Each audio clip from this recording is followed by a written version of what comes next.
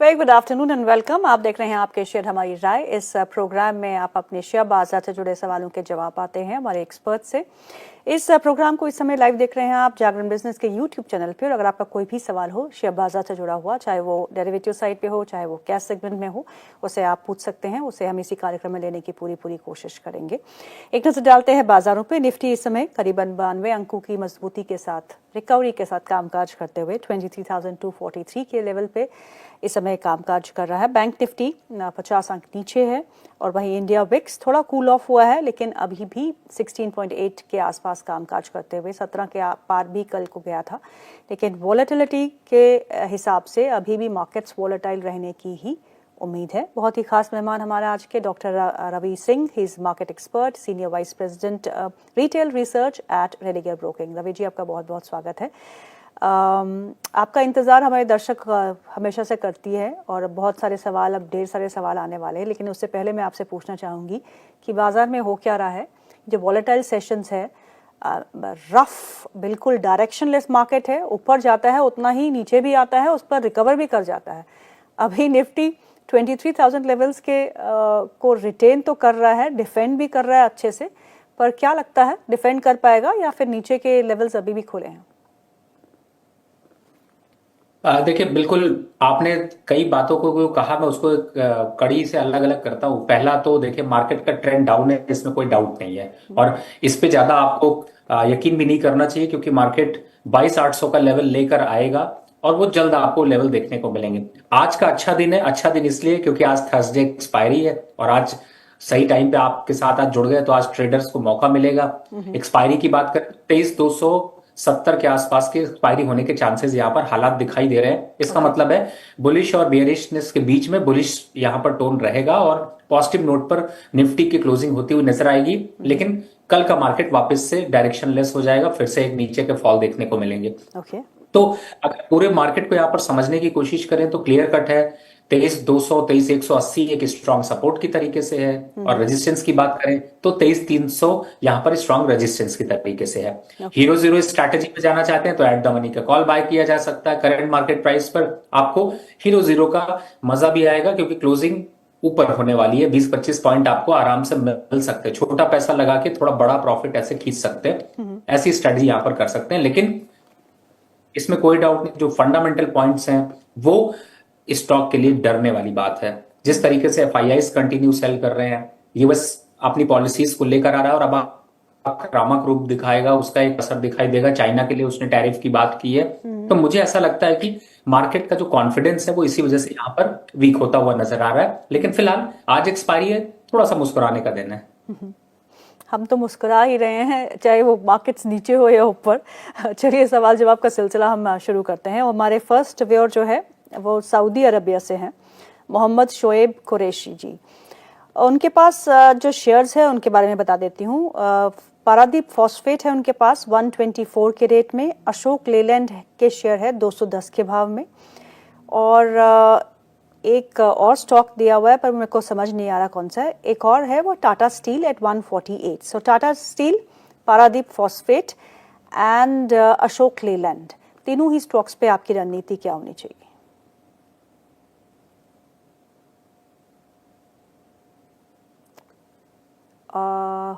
शायद हमारा संपर्क टूट चुका है रवि से, हम उनसे जुड़ने की फिर से कोशिश करेंगे। तब तक के लिए चलिए हम बाजार पे बात कर लेते हैं। निफ्टी 90 अंक ऊपर। निफ्टी के तीनों ही आपको दो सपोर्ट वापसी हैं। जी जी रवि जी बताइए, आपकी आवाज नहीं सुनाई दे रही थी।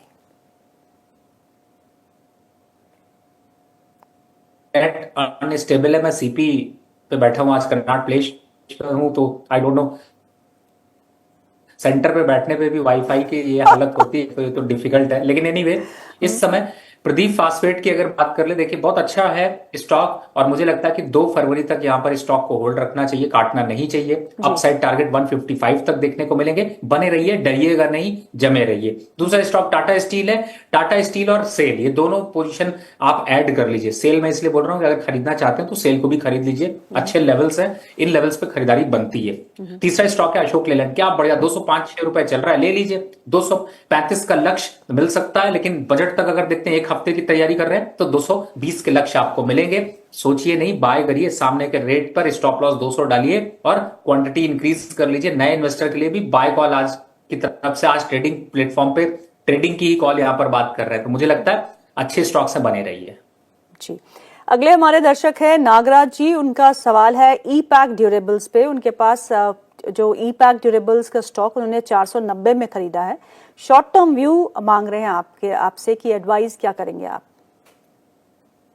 देखिए, इस समय अगर ई पैक ड्यूरेबल्स को देखता हूं तो बिल्कुल ये यही कह रहा है कि पूरा पैक कर लीजिए, एग्जिट हो जाइए स्टॉक से, बेकार स्टॉक है, कुछ खास दम नहीं दिख रहा। लोअर साइड पे 420 रुपए के लक्ष्य आ सकते हैं और 420 नंबर थोड़ा अच्छा भी नहीं लगता है, कुछ कभी किसी और रेफरेंस के लिए यूज किया जाता था एनीवे, बट अभी फिलहाल एग्जिट होने की राय है। इस स्टॉक से निकल अशोक लेलैंड ले लीजिए, दमदार स्टॉक, मजबूत स्टॉक, अच्छा प्रॉफिट देगा। जी, विपुल का सवाल है वेल्सपन लिविंग पे। इनके पास वेल्सपन लिविंग के शेयर है 179 के भाव पे खरीदे हैं। आपसे राय मांग रहे हैं कि क्या करना चाहिए? देखिए, वेल्सपन लिविंग अगर इस समय मैं देखता हूं तो 148 के भाव पर चल रहा है, लेकिन अच्छी बात है कि सपोर्ट पर चल रहा है, होल्ड करके रखिए।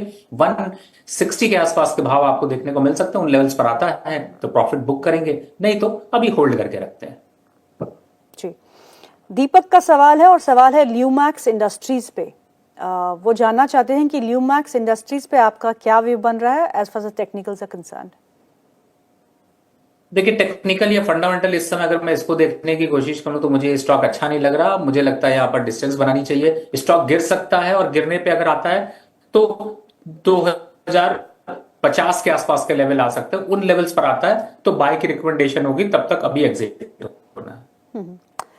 रवि जी, आईटी के नतीजों के बाद जितने भी आईटी के अभी तक रिजल्ट्स आए हैं उसमें आपको लार्ज कैप के रिजल्ट्स अच्छे लग रहे हैं या फिर मिड कैप के? क्योंकि परसिस्टेंट और कोफोर्ज को देखिएगा, दोनों ही स्टॉक्स आज 12% ऊपर कामकाज कर रहे हैं। वहीं अगर आप फ्रंट लाइन में देखें तो Wipro is manage to do well, but Infosys, HCL Tech Mahindra results के पास तो अच्छा खासा डेंट भी देखा है इन्होंने।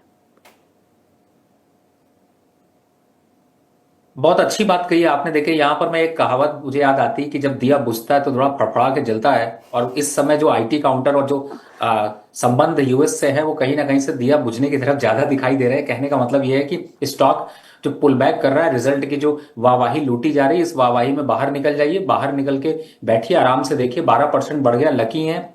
और इन स्टॉक्स में अभी वापस से लोअर साइड के आपको लेवल्स मिलेंगे, और मुझे लगता है कि जो आज 12% 13% बढ़त है, ये ज्यादा दिन सस्टेन नहीं करेगी, वापस से 10% से 12% से ज्यादा गिरावट देखने को मिल सकती है।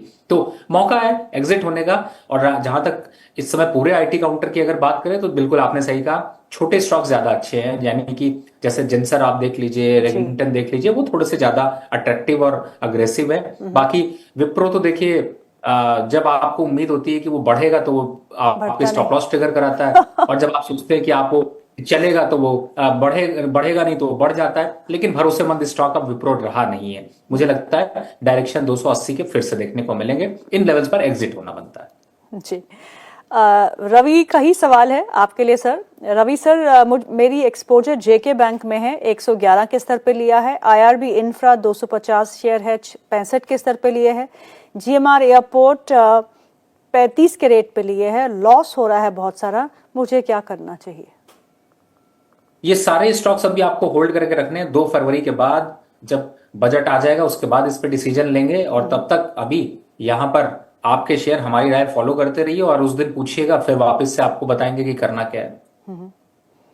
जी, मोहम्मद नजीर अली जी का सवाल है, और ये सवाल है गेल इंडिया पे। 211 के एवरेज रेट है, 3 साल के लिए होल्ड कर सकता हूं।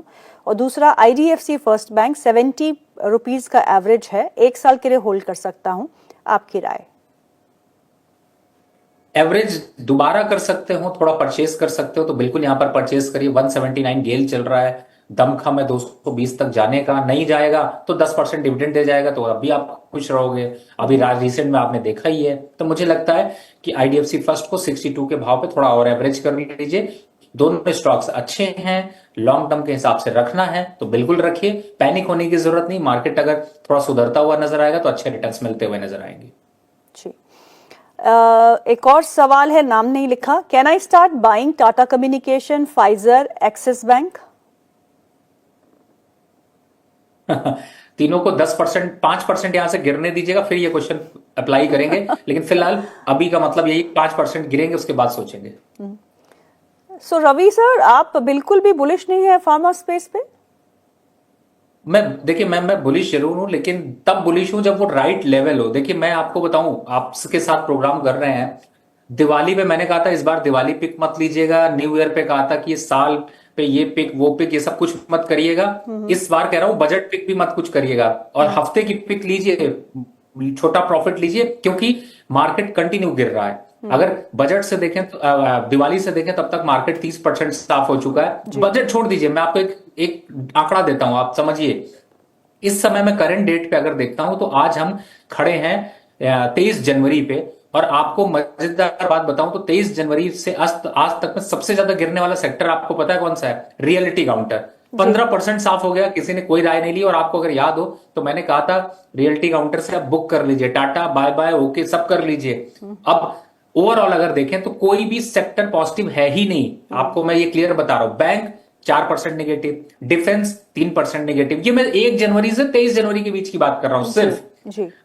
Mining 3% negative, auto industry 6.5% negative, oil industry 3.5% negative, power 7% negative, FMCG 3% negative, railway 5% negative, pharma sector जिसकी आप अभी बात कर रहे हैं वो 7% नेगेटिव है, और साथ ही शुगर और फर्टिलाइजर भी 3 और 6% नेगेटिव है। तो मतलब पॉजिटिव है नहीं, तो मैं बाय क्यों करूं? I am just waiting for the right levels, जिससे कि मुझे सही लेवल पर मैं बाय करके अपने जो वैल्यू है उसको इंक्रीज कर सकूं। मैं तो सीधे कहता हूं, अगर किसी ने म्यूचुअल फंड एसआईपी से हाथ नहीं जोड़ा तो जोड़ने की तैयारी कर लो, आपको भी नमस्कार करना पड़ेगा।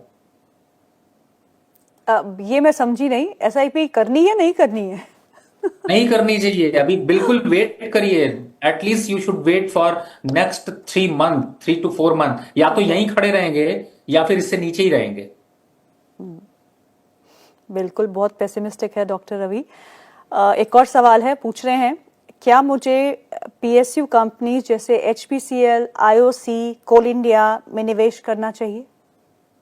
बिल्कुल करना चाहिए, लेकिन अब आपने यहां पर राइट बात करी है। मैं इसमें ये निवेश करने की जो राय दे रहा हूं वो सिर्फ 20%, 30% फंड की बात कर रहा हूं, क्योंकि स्टॉक मार्केट है, चलेगा, कुछ स्टॉक बढ़ेंगे कुछ गिरेंगे, लेकिन इन सब में डिविडेंड का फायदा मिलता है। और आपको कितना निवेश करना है, अगर आपके पास 100 रुपया है तो भाई मार्केट में तो निवेश करेंगे, तभी पता चलेगा कि कहां से एंट्री मिली है, दोबारा एंट्री कब करनी, तिबारा एंट्री कब करनी है, और उसके लिए ही आप यहां पर जागरण बिजनेस को फॉलो कर रहे हैं। तो मुझे लगता है 20 से 35%, यानी कि अगर 10,000 रुपए हैं तो 3,000 रुपए इन स्टॉक्स में लगा दीजिए। नहीं है 1 लाख रुपए है तो 30,000 लगा दीजिए, 10 लाख है तो 3 लाख लगा दीजिए, 1 करोड़ है तो 30 लाख लगा लीजिए। लेकिन 30% से ज्यादा निवेश करंट लेवल पर नहीं बनता। आपको और ज्यादा अच्छे लेवल्स मिलेंगे और आपकी अपॉर्चुनिटी भी मिस नहीं होगी और आप मार्केट में भी बने रहेंगे। चलिए, इस बीच एक खबर आई है, उसका इम्पैक्ट देखते हैं। एनएमडीसी और जेएसडब्ल्यू स्टील के चार्ट्स अगर हमारे प्रोड्यूसर दिखा पाएं। कर्नाटका गवर्नमेंट ने मिनरल बिल को पास नहीं किया है, it has been sent back, so it is a huge relief for NMDC and JSW Steel. तो दोनों ही स्टॉक्स जो है, एनएमडीसी आपकी स्क्रीन पे है डे हाई पे 4.25% ऊपर कामकाज करते हुए, और जेएसडब्ल्यू स्टील के स्टॉक को भी देखने की कोशिश करते हैं वहाँ पे क्या रुझान देखने को मिल रहा है। जेएसडब्ल्यू स्टील स्पाइक कर गया है, स्टॉक इज अगेन अप 1.5%। तो ये खबर के बीच में दोनों ही स्टॉक्स में एक अच्छा मोमेंटम वापस आते हुए। चलिए अगला सवाल ले लेते हैं, मानस का सवाल है। Very good afternoon Ravi sir, Tata Technologies के शेयर है मेरे पास 1060 में खरीदे हैं, और टाटा एलेक्सी के शेयर है 6900 के भाव पे खरीदे हैं। लॉन्ग टर्म का व्यू क्या है, क्या करना चाहिए मुझे? देखिए टाटा एलेक्सी पहले बात कर लेता हूं, स्टॉक बहुत अच्छा है, करेक्शन पर मिला भी है, लोअर लेवल मिल रहे हैं, बिल्कुल होल्ड करके रखिए, घबराने की जरूरत नहीं है। टाटा टेक जहां पर बात है, देखिए बस ये एक चीज ध्यान रखिए कि दोनों ही पोजीशंस आपको होल्ड रखनी है। बस एक चीज नहीं करना, वो नहीं करना एवरेज नहीं करना, वो एक्सपोजर नहीं बढ़ाना है। जितना एक्सपोजर है उतने एक्सपोजर पे खड़े रहिए, घबराने की जरूरत नहीं है। मार्केट थोड़े दिन पेन में रहेगा, 2 4 6 महीने पेन में रह सकता है, रिकवरी दिखाएगा। तो यही सब स्टॉक्स आपके मल्टी बैगर बनते हुए नजर आएंगे। लेकिन फिलहाल डायरेक्शन डाउन है, ये जिस दिन एक्सेप्ट कर लिया उस दिन से आप पैसा डालना बंद कर देंगे, और वही सबसे अच्छा है। यहां पर आपके पास बहुत लुभावने ऑप्शन आएंगे। लोग कहेंगे अब एसआईपी कर लो, म्यूचुअल फंड कर लो, स्टॉक सारे बड़े सस्ते में मिल रहे हैं, सब कुछ अच्छा हो रहा है। समझदार आप हैं। पिछले 2 साल से अगर आज के दिन खड़े हैं और एक 1.5 साल का पूरा जर्नी देखे तो आज हम जीरो पे खड़े हुए हैं। ये बड़ा वाला जीरो जो है वो जीरो पे खड़े हुए हैं, कोई रिटर्न नहीं मिल रहा है आपको। तो समझदार बनिए, ज्यादा पोजीशन मत बढ़ाइए, पर पोजीशन को अभी होल्ड करके रखिए। जी, अगला सवाल है, नाम नहीं लिखा। सर, आपको आपके पसंद के कोई शेयर हमें शेयर करिए हमारे साथ जो मई के महीने तक अच्छा रिटर्न दे। स्पेसिफाई कर अभी दिया आपने कि चर्चा मई के महीने तक। नहीं देखिए, बिल्कुल गर्मी में जो है वो एसी का सहारा अगर लेना है तो उसके लिए तो अभी जो दिखाई दे रहा है उसमें गेल, आईओसी अभी आपने नाम लिया, और जस्ट अभी आपने एनएमडीसी नाम लिया, जो कि इस समय अच्छे लेवल पर मिल रहा है, और ये सब 8-10% के रिटर्न आपको दे सकते हैं। तो बढ़िया है, एंट्री ले लीजिए। राम का सवाल है, रवि सर, मेरे पास NHPC, IRB infra, PSB banks, JK bank सभी शेयर है जो 20% तक मुझे लॉस दे रहे हैं। प्लीज सजेस्ट करिए मुझे क्या करना चाहिए। मेरे पास और पैसा नहीं है लगाने के लिए और मैं 1 साल तक होल्ड कर सकता हूँ। 1 साल बाद आप 30% के रिटर्न पे बैठे होंगे, ये मैं श्योर कर सकता हूं। लेकिन हाँ, करंट लेवल पर आपका जो पेन है वही मैक्सिमम पेन है। या तो यहां से 2-4-5% पेन बढ़ेगा या 2-4-5% कम होता हुआ नजर आएगा। लेकिन आप बने रहिए, स्टॉक्स बहुत बढ़िया है। ये स्टॉक ऐसे स्टॉक नहीं कंपनी भाग जाएगी, आपको नुकसान हो जाएगा, यहाँ प्रमोटर कुछ और गेम खेल रहा है, मार्केट कोई और गेम खेल रहा है, ऐसा कुछ नहीं होगा। स्टॉक अच्छे होल्ड करके रखिए। जी, जमील अहमद का सवाल है और ये सवाल है ग्रीव्स कॉटन पे। उनको सर, ग्रीव्स कॉटन के रिजल्ट्स जो आज है उन पे आपका व्यू क्या है? देखिए, इस समय तो मैं रिजल्ट से ज्यादा ये फोकस कर रहा हूं कि बजट में कौन भागने वाला है और बजट से क्या कुछ थोड़ा बहुत भी चल सकता है। तो इस समय अगर मैं ग्रीस कॉटन को देखता हूं तो बिल्कुल देखिए, आपने स्टॉक सही पकड़ा है। उम्मीद है 265 के भाव आ सकते हैं, तो बिल्कुल यहां पर बाय बनता है। होल्ड करके रखिए अगर किया हुआ है, नहीं तो बाय भी किया जा सकता है। जी, तो आपने बजट का नाम लिया रवि सर और बड़ा मतलब छोड़ दिया बीच ही में कि बजट से पहले जो स्टॉक्स है उन पे नजर रखनी चाहिए। तो बजट स्टॉक्स आपकी लिस्ट कौन सी है? देखिए, मैं सेक्टर बताऊंगा, लेकिन बजट स्टॉक के लिए तो आपके अगले प्रोग्राम को फॉलो करना पड़ेगा नेक्स्ट वीक, जब बजट से क्योंकि मैंने बोला ना कि 1 हफ्ते के सिर्फ ट्रेड है। ओके। इस बार आप ये नहीं कर सकते कि बजट की जो प्लानिंग आती है ना, जो आता है, जैसे मैंने अभी आपको एग्जांपल दिया था कि दिवाली टू दिवाली, जी। ईयर टू ईयर, वो वाली पिक के चक्कर में मत पड़िए। उस चक्कर में पड़ेंगे तो आपकी पिक्चर गोल हो जाएगी, सेल्फी गायब हो जाएगा आपका। बेटर है थोड़ा सा वेट करें। लेकिन हाँ, जो अभी मैंने स्टॉक्स कुछ चर्चा करी इन पे नजर डालें, जैसे कि गेल की चर्चा करी, आईओसी की चर्चा करी, ग्रीव्स कॉटन की चर्चा करी, प्रदीप फास्टफूड की चर्चा करी, दीपक नाइट्रेट की चर्चा करी, ले लीजिए। ये सब स्टॉक्स फोकस में रखिए। आईटी सेक्टर को छोड़ करके बाकी सेक्टर्स की तरफ जाएं तो एफएमसीजी से आईटीसी को आप फोकस करके रखिए। लेवल्स अगले हफ्ते डिसाइड करेंगे कि कितना एंट्री करना है, 70%, 50%। लेकिन इनको अपनी वॉच लिस्ट पे लगा कर रखिए, और 20-30% तो मैंने पहले ही बोल दिया, अगर लेना चाहते हैं तो ले सकते हैं। राइट। सुमित का सवाल है और सवाल है एएसके ऑटोमोटिव पे। उनके पास एएसके ऑटोमोटिव के 440 के बाई प्राइस पे उन्होंने खरीद रखे हैं। आपकी राय मांग रहे हैं कि एवरेज करना चाहिए। देखिए, एएसके ऑटोमोटिव इस समय अगर एवरेज करना चाहते हैं तो थोड़ा सा रिस्क जरूर है, लेकिन हाँ, ये है कि 480 के लेवल आ सकता है तो कर सकते हैं। स्टॉप लॉस 432-30 का लेकर के आप एवरेज कर लीजिए। और स्टॉक इस समय डे हाई पे कामकाज करते हुए 448 के आसपास का लेवल देखने को मिल रहा है। संत राज यादव जी का सवाल है, नमस्कार sir, I am a big fan of Ravi sir. Master trust at 191, tasty bites eight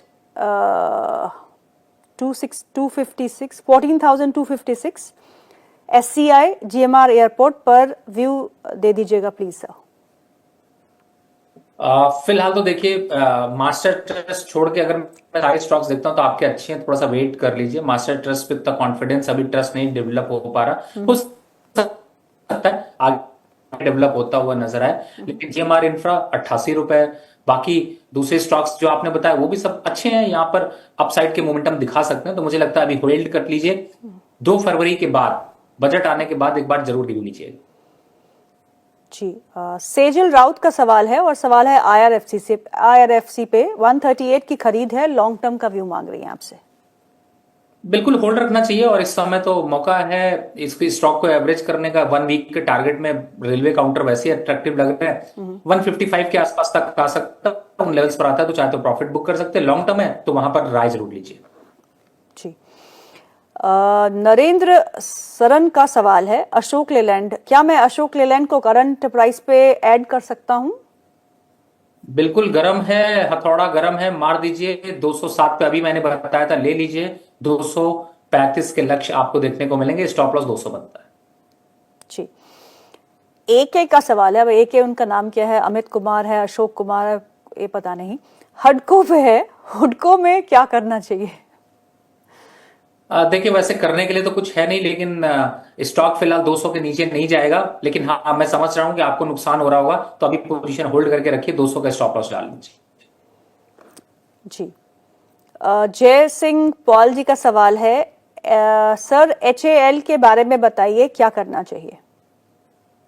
देखिए HAL मैंने पहले भी बताया 3800 से 4000 के बीच में बाय, और टारगेट 4200 4300, छोटा छोटा टारगेट होगा। लेकिन हाँ, बजट की एक्सपेक्टेशन में थोड़ा सा ये हरा रंग चढ़ता हुआ नजर आएगा, और हरा रंग चढ़ता है तो निकलने की भी तैयारी जरूर करिएगा। जी, अनुज सिंह का सवाल है, very good afternoon sir, Jupiter wagon के शेयर है मेरे पास 375 के रेट पर, इसमें लगभग 29% का प्रॉफिट हो रहा है, क्या मुझे प्रॉफिट वसूल लेना चाहिए या फिर निवेशित रहना चाहिए? नहीं, मुझे लगता है अभी और बने रहिए। 520 और 530 के आसपास आता है तो फिर प्रॉफिट बढ़ेगा, तो हैप्पी हैप्पी बुक करिएगा। अभी बुक करने की जरूरत नहीं है, घबराने की भी जरूरत नहीं है। उतार चढ़ाव दिखाएगा पर आपको नुकसान नहीं होने देगा। आदित्य कुमार संतारा का सवाल है, good afternoon sir, pi industries के एंट्री लेवल क्या हो सकते हैं? मुझे लॉन्ग टर्म के लिए इन्वेस्ट करना है पीआई इंडस्ट्रीज में। देखिए पीआई इंडस्ट्रीज अगर देखते हैं तो वैसे लॉन्ग टर्म के हिसाब से बिल्कुल आपने अच्छी बात कही। 3200 से 3400 के बीच के लेवल्स ज्यादा अच्छे हैं, तो आप थोड़ा वेट कर लीजिए, अभी करेक्शन थोड़ा आएगा। लेकिन 3200 3300 के बीच में आप एंट्री करिए। टारगेट जो है वो वापस से 4000 के देखने को मिलेंगे। स्टॉक अच्छा है, फंडामेंटल अच्छे हैं, चलने में टाइम लगता है लेकिन आपको चाल अच्छी दिखाता है, तो होल्ड करके रखिए खरीदारी, और एवरेज जो बताया वो लेवल्स का फॉलो करिए। इब्राहिम का सवाल है, सर मेरे पास HEG के शेयर है, 564 का बाय है, मुझे कुछ ऐसे स्टॉक बताइए जिससे मेरा लॉस रिकवर हो पाए। देखिए अभी फिलहाल तो HEG को अगर देखते हैं तो मुझे लगता है 400 के नीचे इसको एग्जिट कर लेना चाहिए। चाल नहीं दिखाई दे रही, लेकिन अगर आप इसको नहीं रखना चाहते हैं तो यहाँ पे बैंक ऑफ बड़ौदा को ऐड कर लीजिए, वो ज्यादा अच्छा है। नहीं तो पावर ग्रिड ऐड कर लीजिए, वो जल्दी रिटर्न आपको देते हुए नजर आएंगे। संगम का सवाल है, Sangam Srivastava, hello Ravi sir, BSL international पे आपकी क्या राय है? BSL इंटरनेशनल, देखिए इस समय BSL इंटरनेशनल को देखते हैं तो थोड़ा सा साइडवेज सा जरूर चल रहा है। काफी जो है वो वोलेटिलिटी इसमें देखने को मिलती है, तो अभी अगर आपके पास पोजीशन है तो होल्ड करके रखिए, थोड़ा सा मोमेंटम आने दीजिए, फिर उसके बाद देखते हैं। फिलहाल अभी कंसोलिडेशन जोन में है, बहुत ज्यादा कुछ मोमेंटम यहाँ पर देखने को नहीं मिल रहा है इस स्टॉक। ओके। राम का सवाल है, रवि सर जिंदल 315 पे 200 शेयर है मेरे पास, क्या करना चाहिए? होल्ड करके रखिए सर, कोई दिक्कत नहीं है। थोड़ा एवरेज कर लीजिएगा 250 और 240 के बीच में, वापस से आपको 280 और 300 के लक्ष्य देखने को मिलेंगे। फिलहाल होल्ड करके रखिए। ए प्रकाश जी का सवाल है और सवाल है कैप्टन पॉली पे, कैप्टन पॉली 87 रुपीज की खरीद है, गोलकुंडा डायमंड्स 152 की खरीद है, kindly suggest your view on both the stocks. Sir कौन से खुदाई में मिले हुए स्टॉक्स ले रहे हैं? मुझे ऐसा लगता है कि इवन आई थॉट जी मुझे लगता है कि इस तरीके के स्टॉक्स का कोई खास चाल नहीं है। मैनिपुलेटिव स्टॉक्स ज्यादा हैं, अवॉइड करिए, एग्जिट कर लीजिए सर, कोई फायदा नहीं है। अच्छे स्टॉक्स लीजिए, बैंकिंग से अच्छे लीजिए, आप डिफेंस से अच्छे काउंटर लीजिए। 1 पे ले रखा है, इससे सस्ता तो आपका यहाँ पर आपको NHPC मिल रहा है, अच्छा स्टॉक्स है। ये स्टॉक्स में कोई खास मोमेंटम नहीं, एग्जिट करिए। बिल्कुल सही कहा आपने, कौन सी खुदाई में शेयर लिए हैं। बहुत सारे ऐसे है क्वेश्चंस जहाँ पे शेयर्स का नाम भी I have been tracking markets, Ravi sir has been tracking markets, पर इन स्टॉक्स के नाम सुन के लगता है कि ये भी लिस्टेड है क्या? क्योंकि इन्वेस्टर का इंटरेस्ट को काफ़ी कम होता है। कुछ ऑपरेटर ड्रिवन स्टॉक्स होते हैं जो ऑपरेटर्स चलाते हैं, जिसमें वॉल्यूम्स बहुत कम होते हैं।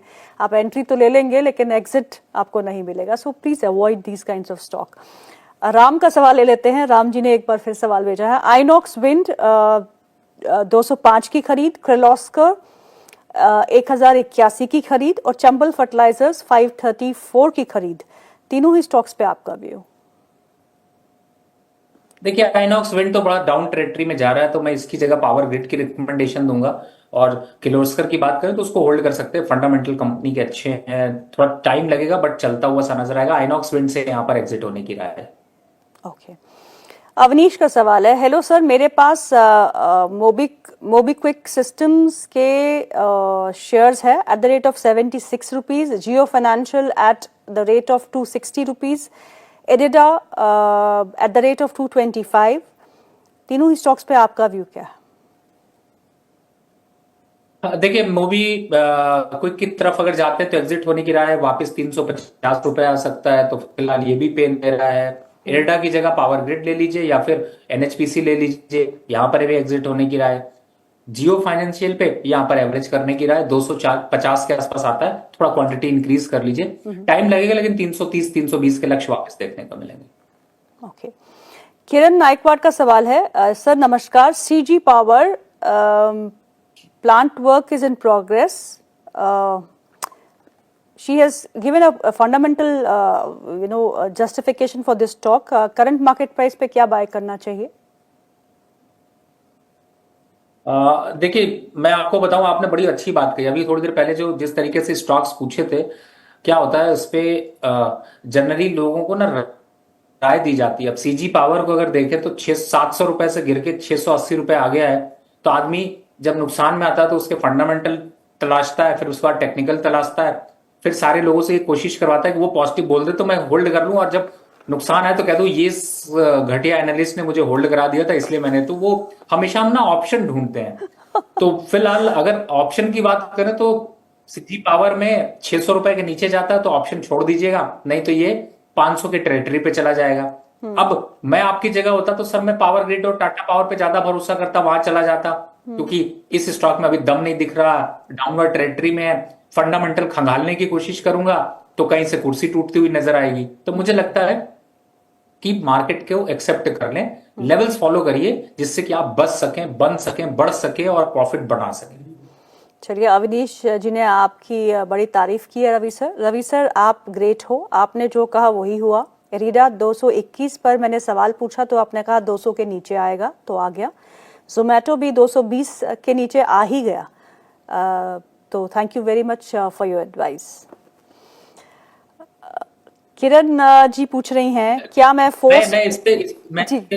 मैं इस पे जरूर बोलना चाहूंगा। एक्चुअली मैं आपको बताऊं कि आपके इसी सोशल मीडिया के शो पे 285-86 रुपए का जब था तो उस टाइम पे मैंने जोमेटो को बोला आप लोग एग्जिट कर लीजिए, बिल्कुल। और उसके बाद बहुत लोगों ने नेगेटिव दबादब कमेंट डालना चालू किया कि रवि सर का ज्ञान जो है वो खत्म हो गया है 200। तो मैंने कहा चिंता मत करो, हम इसको 200 रुपए तक आएगा तब देखेंगे। तो वो 200 से अब 280 से गिरता हुआ 200 रुपए आ गया।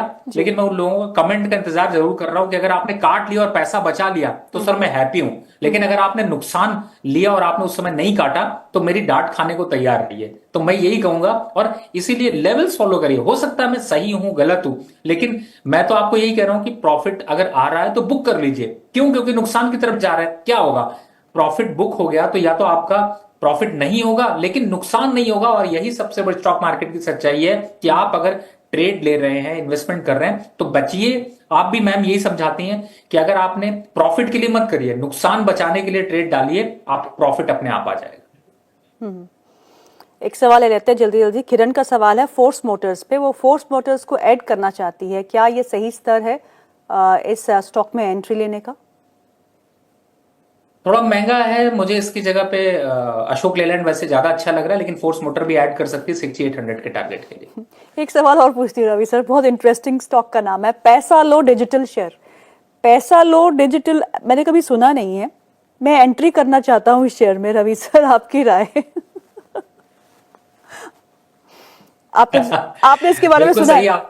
आपने कहा, पैसा लो डिजिटल, जो कि इस समय स्टॉक चल रहा है 44 रुपए का, और ये फाइनेंस और लीजिंग की कंपनी है, और स्टॉक भी उतना ही कह रहा है कि पैसा लो डिजिटल हो जाओ, लेकिन मैं पैसा बनने नहीं दूंगा। स्टॉक 48 रुपए का हाई बनाने के बाद कंटिन्यू गिरता जा रहा है, 10% साफ होने के बाद अभी और 10% साफ होने की क्षमता रखता है। तो सर लोन ले लो, वापस मत करना। 40-80 रुपए का स्टॉक 40 रुपए रह गया, और क्या करोगे? खरीदने की तो गलती कभी मत करना। 30 रुपए के आंकड़े के लिए तैयारी कर लीजिए। बिल्कुल, आज भी ये स्टॉक 5 दिन में ये स्टॉक 7.5% नीचे आया है, और 43.99 के आसपास ये स्टॉक इस समय ट्रेड कर रहा है। रवि सर, बहुत बहुत शुक्रिया आज प्रोग्राम में शामिल होने के लिए। आपके साथ प्रोग्राम करने में बड़ा अच्छा लगता है, हंसी मजाक भी होता है। Thank you so much for being so lively, for being so generous and for being so accurate on your advice. Thank you so much. तो रवि सर को यहीं हम इजाज़त दे देते हैं, नेक्स्ट वीक उनसे मुलाकात होगी। तो बजट स्टॉक्स उन्होंने प्रॉमिस किया है आपसे, वो ज़रूर देंगे आपको, तो आप नेक्स्ट वीक थर्सडे को ट्यून इन करिएगा रवि सर से फिर से जुड़ने के लिए। आज के प्रोग्राम को यहीं समाप्त करते हैं। निफ्टी इस समय कहाँ काम काज कर रहा है एक बार देख लेते हैं। निफ्टी में अभी 83 पॉइंट्स अप, निफ्टी 23,000 पे है, और बैंक निफ्टी लाल निशान में है। मार्केट वहीं है, कहीं दायरे में ही है, बहुत ही आज सीमित दायरा देखने को मिल रहा है। आज वीकली एक्सपायरी भी है, उसके चलते भी एक लिमिटेड अपसाइड और डाउनसाइड इस मार्केट में है। तो आज के प्रोग्राम को यहीं समाप्त करते हैं, लेकिन आप अपने कमेंट सेक्शन में सवाल भेजते रहिए, सजेशंस भी भेजते रहिए। बहुत सारे सवाल छूट भी गए हैं, उसे हम कल 1 बजे के कार्यक्रम में शामिल करेंगे। आपकी स्क्रीन में QR कोड है, जिसे आप स्कैन करके हमारे व्हाट्सएप चैनल के साथ भी जुड़ सकते हैं।